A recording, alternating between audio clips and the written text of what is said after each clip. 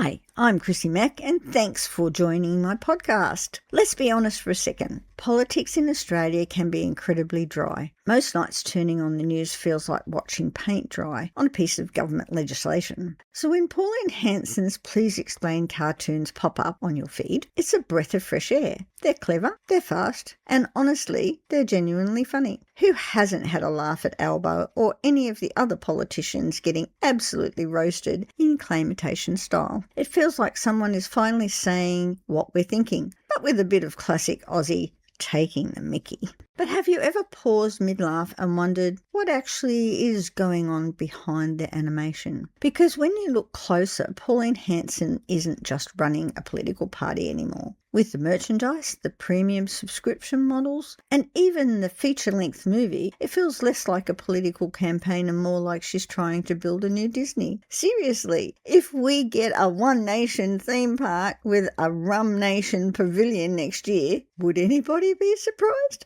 But all jokes aside, it's a brilliant strategy. Think about it. Why cartoons? Why not just stand at a podium and deliver a traditional policy speech? Well, cartoons do something that regular politicians can't. They use satire, and satire is a superpower because it gives you a shield. If a politician stands up and makes a serious claim about the economy or a major public system, the media and the independent auditors line up and fact-check every single digit. But if you put those exact same claims into a cartoon, it's just a laugh, right? It's just a joke. And that's where things get interesting, because while you're laughing, some really heavy ideas are being slipped into the script. Take the episode that tackles complex, messy issues like the NDIS or housing policies. We all know those systems have real issues that need fixing. That's just common sense. But when a 3-minute cartoon frames an entire public safety net as a giant scam, it stops being a policy debate and becomes a caricature. It leaves out all the messy, boring details about how to actually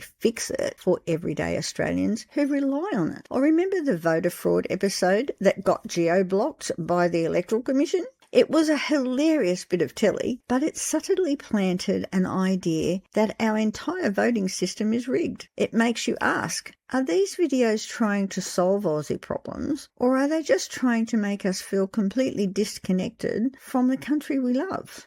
Look, there's absolutely nothing wrong with enjoying a show. God knows Canberra needs a good shake-up and some serious ridicule. But next time a new episode drops and you find yourself nodding along, maybe just take a step back and ask yourself a couple of quick questions. If I stripped away the funny voices and the animation, is the core argument actually true, or is it just designed to make me angry? Or am I being asked to vote for a real workable solution? Or am I just being invited to buy the merchandise and subscribe to the channel?